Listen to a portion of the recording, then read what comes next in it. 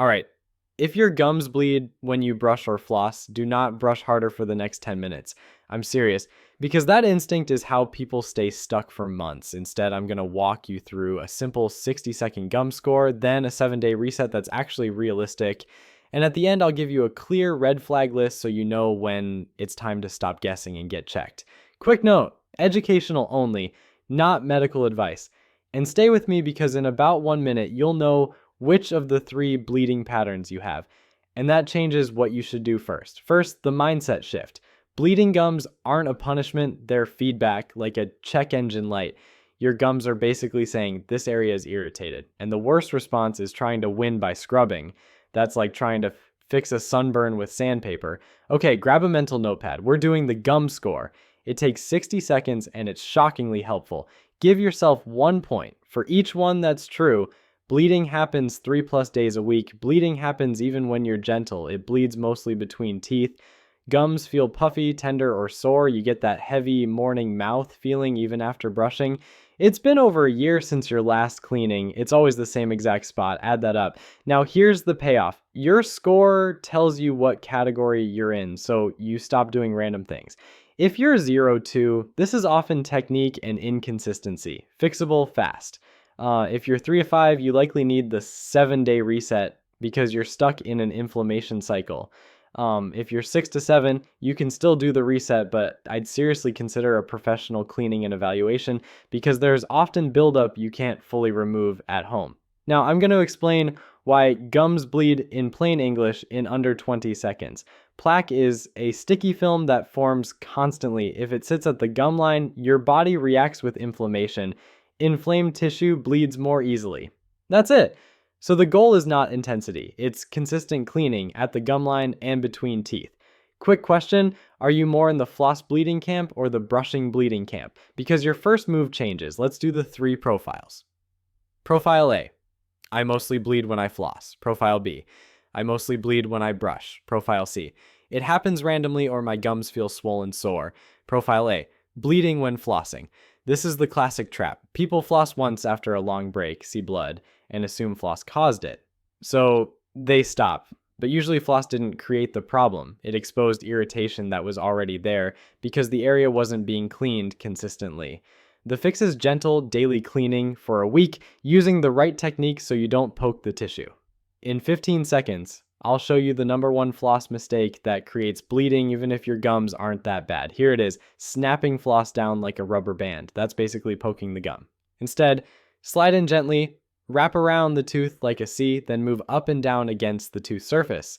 You're cleaning the tooth, not sawing the gum. If floss feels boring, you're doing it right. Profile B, bleeding when brushing. Your 2 main suspects are missing the gum line or brushing too hard. Most people brush the middle of the tooth and never clean the border where tooth meets gum. And if you're aggressive, you keep irritated tissue irritated. Let's do a 5-second pressure test right now. This alone changes everything. After you brush, look at the bristles. If they're flared outward, you're using too much pressure. Think polish, not scrub. A soft brush, light pressure, slow passes at the gum line. Profile C, random bleeding or sore swollen gums. That's higher signal, especially if you also have persistent bad breath, pain, or you're overdue for a cleaning. This is where the red flags matter, and we'll cover those near the end. Now, I want to save you time. Here are the 3 things people do that feel productive, but keep the problem alive. Myth number 1, I need a stronger mouthwash. Mouthwash can help in some cases, but it doesn't replace removing plaque at the gum line and between teeth. Myth number 2, if floss makes me bleed, floss is bad. Most of the time, gentle daily flossing is what helps inflamed tissue calm down. Quitting resets the irritation cycle. Myth number 3, more pressure equals cleaner. Pressure often equals irritation. All right, here's the 7-day reset, and I'll make it so simple you can actually do it. Then I'll tell you what progress should look like so you don't quit early. Before the routine, if you want this written out step by step in a 1-page checklist, morning steps, night steps, the floss method, the pressure test, the common mistakes, and the red flag list, grab the free download in the description. It's designed so you can follow it without thinking, but I'll still walk you through it here. Day 1 to day 7 rule. Gentle plus consistent beats intense plus lots of random. Morning, Brush 2 minutes with a soft brush, light pressure, angled toward the gum line. Then do the gum line pass. An extra 20 seconds tracing the gum line top and bottom. Night. Clean between teeth first, floss with the C-shape method, or use interdental brushes or a water flosser if you'll actually stick to it. Then brush 2 minutes the same gentle way. Then quick tongue clean, 10 to 20 seconds. Now here's what makes people fail. They see blood on day 1 and they panic. Let's fix that mindset. If your gums were inflamed from inconsistency, you can still see mild bleeding early as you start cleaning properly. That doesn't automatically mean you're making it worse. What usually makes it worse is this pattern. You go hard for 1 day, stop for 3 days, then repeat. That keeps the inflammation cycle going. Let's make it easier with a 7-day scoreboard so you don't overthink. Day 1, lighten brush pressure, stop scrubbing. Day 2, floss gently, no snapping. Day 3, routine feels smoother, you're not guessing anymore. Day 4, look for small wins, less pink, less tenderness. Day 5, consistency starts paying off. Day 6, if it's improving, keep going. If nothing changes, that's data. Day 7, reassess with the gum score again. Here's the part no one tells you. Sometimes the routine is right, but you're blocked by tartar. If it's been over a year since your last cleaning, you may have tartar at the gum line. That's hardened plaque, and it's hard to fully remove at home. So the reset can help, but you might plateau until a hygienist clears it.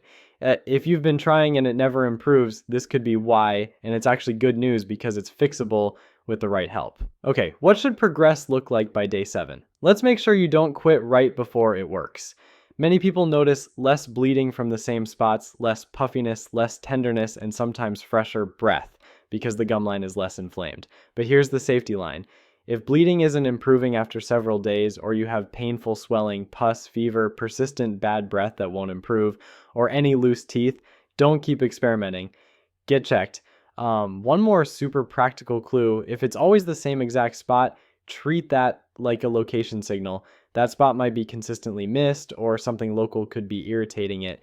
If one spot keeps bleeding after a week of gentle, consistent cleaning, that's a good reason to have it looked at. Let's wrap it up with the simplest summary. Bleeding gums usually mean irritation. Most commonly plaque at the gum line plus inconsistent cleaning. The solution is gentle pressure, correct floss technique, and daily consistency for 1 week. Then reassess. And if you want the 1-page checklist version so you can stop trying to remember everything and just follow the steps, grab the free download in the description.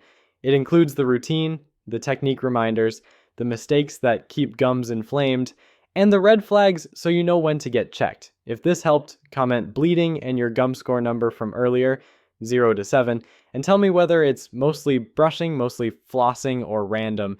That helps me create content that matches what you're actually dealing with.